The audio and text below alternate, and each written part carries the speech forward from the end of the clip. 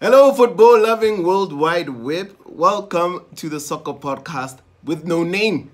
We'll get one soon, we promise. My name is Cheez. I'm joined here by my co-host DaBongz. Orlando Pirates thumped Swallows 4-1 on Friday night. Monnapule Saleng, the man on fire, scored a hat-trick. Not only has he scored 12 goals, but he has 5 assists to his name too this season. Who are your candidates for the player of the season so far? Yes, he's in that list, but obviously it's a very short list. It's South Africa. You know, you can't expect a long list. And my list only has comprises of 3 players that I would say maybe would take the player of the season. The first one being obviously Mailula from Mamelodi Sundowns. The player has played about 19 games. He has 12 goals.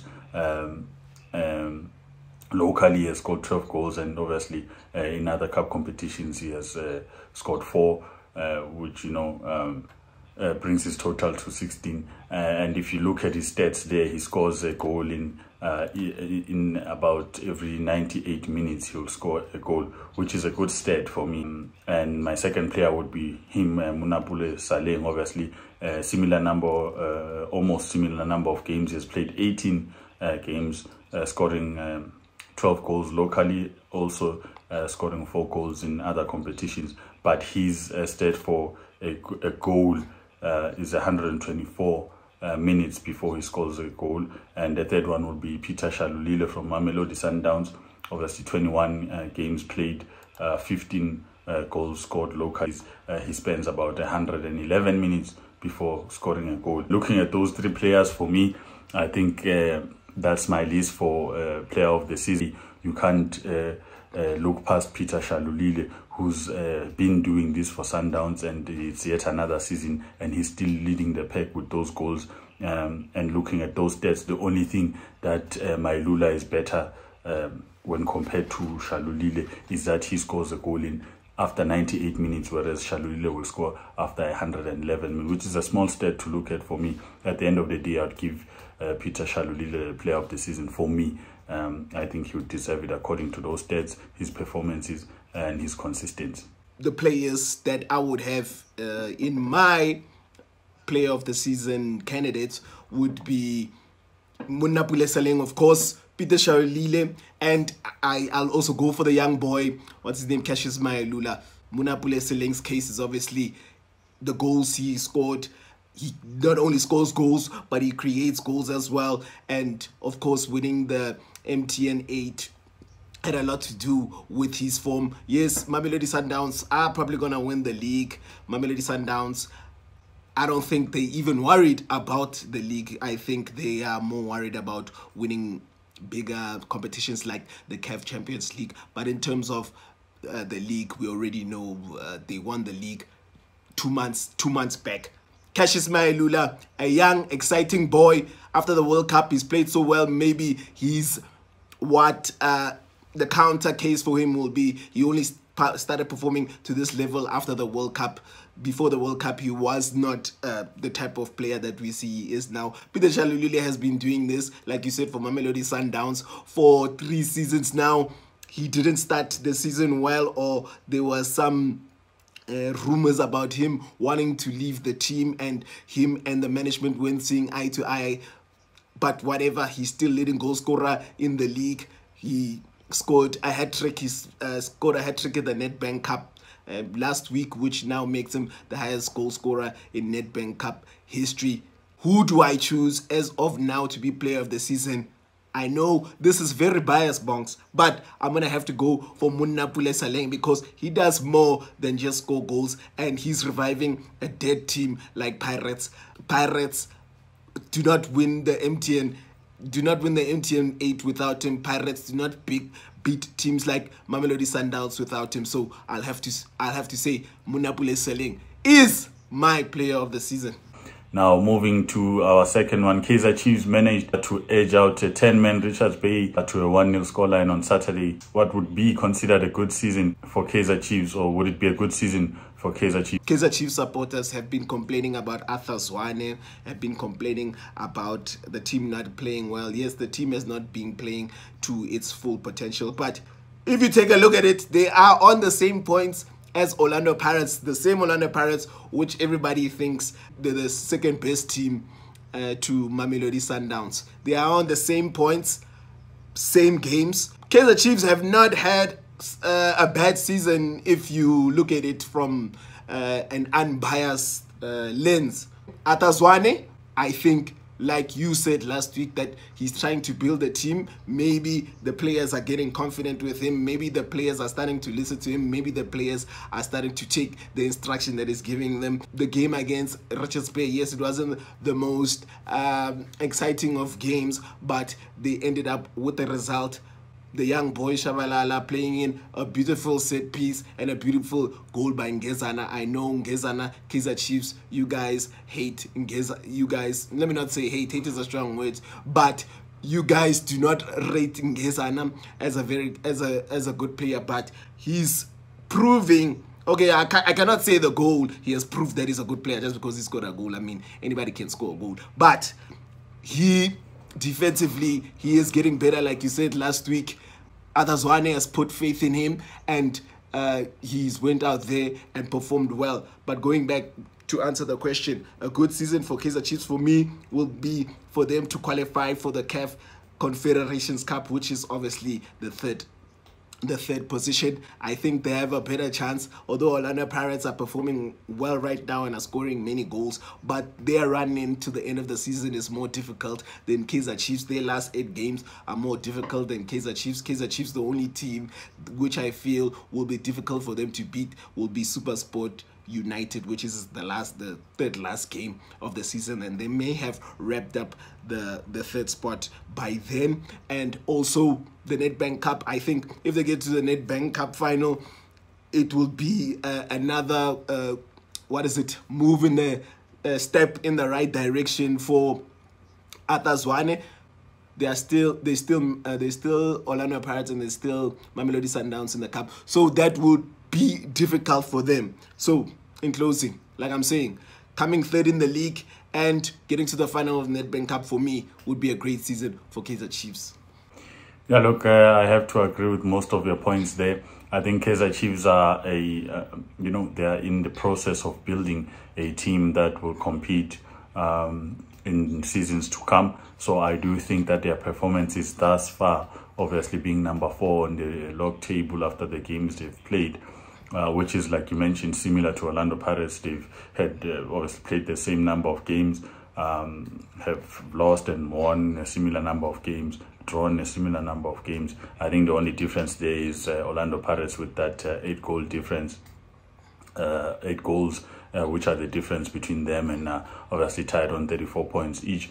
I do think that with the way that Orlando Pirates and Kaizer Chiefs are playing, including SuperSport, it is good, but it's not promising. These teams are on and off. At one point, SuperSport was below this lot, and now they are second.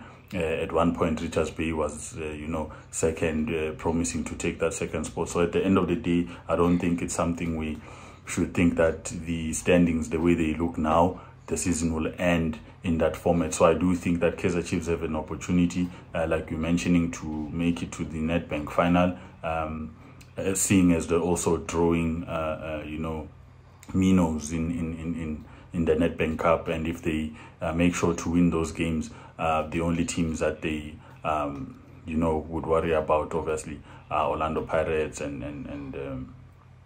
other PSL teams that are still in the Nedbank Cup. But at the end of the day, I do think they have an opportunity to get to the final. They have an opportunity to even win the cup, because cup matches obviously are different from league games.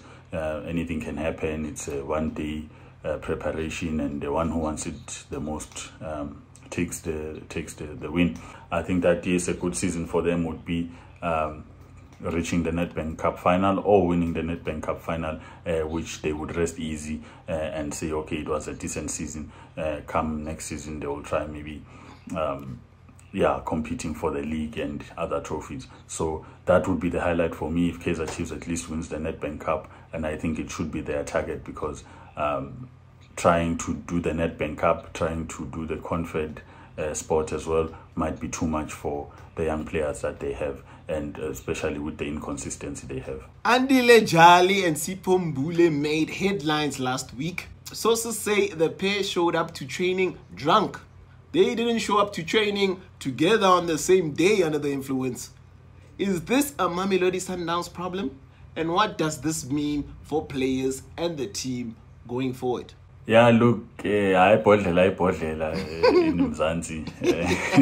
You know, it's our thing. We shouldn't shy away from this. You know, our players are always, you know, finishing the liquid. The bottle is always empty. So it's not something new. You know, your Jabu Mahlang come to mind. Players like. Who's this now? Former Kaizer Chiefs player who talks a lot there now. You know, Junior Kanye. Even Junior Kanye, even, you know, the Sundowns, former Sundowns player. So at the end of the day, look, it's for me what Andile and Mbule are doing is not something new. Yes, there may be rumors that they are unhappy about certain things, but should it be an excuse that when players are unhappy, they go to the bottle and show up late at training or drunk at training? It's not an excuse. And I think that especially for a player like Andile Jali, he's played internationally, and perhaps that's one of the reasons he came back. Maybe they just don't say it in the other teams. But at the end of the day, I think that it's a South African problem. I don't think it's something we should rave about because now it's happening. It's been happening, and they're not the only ones. I think if we go to other teams, we'll find plenty of players that are doing the same thing. We won't mention names because, we might attract problems. But anyway, I do think it's nothing new for me. I think that teams also get these players knowing that some of these players have attitude problems, but continue anyway to use them. It's nice when they are scoring the goals and the team is winning trophies, and then it's all what's going on when they start showing up drunk at training. And I also think that the media should also try play their role in making some of the players look good, hiding some of these things that happen instead of just blowing them up in the media and making money out of it. At the end of the day, these are human beings. They make mistakes like everyone else. Not that I'm making excuses for them, but I do think that it happens. Instead, try and, talk to the players, maybe have people talk to them. All the things that are available, AAA, AA, take the players to stuff like that. But at the end of the day, talking about it in the media and saying that Sundowns now have a problem. Sundowns have 40 somewhat players. They don't really have a problem. Andile Jali is there or not, they'll still win. Sipho Mbule is there or not, they'll still win. So it's not a matter that I think Sundowns fans should be worried about. At the end of the day, they have enough players that will come and win the matches, even if they fire or terminate the contracts of these two players. So it's not an issue. I think at the end of the day, rather be concerned about the individuals and improving maybe the problems they have instead of publicizing them and making them a laughing stock. Mbule was on TK Solutions TV, an interview, and he's like, yes, he used to drink a lot, but he's like, everybody used to drink a lot, but he was the one that showed up in papers. This is not a Mamelodi Sundowns problem. Soccer players are infamous for being overly indulgent when it comes to alcohol. With that being said, who is the person who took out the news? Who is that source that took out that news? And what was the agenda? Why is it players like Andile Jali who is no more?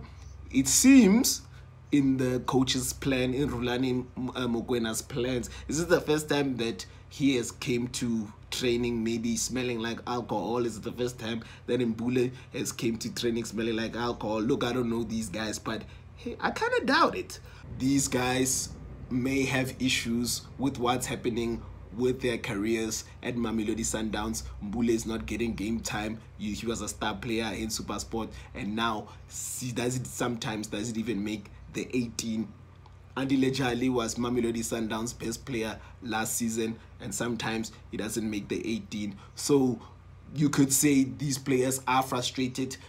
Rightfully so. Hey, and moving to another somewhat non-sobering story.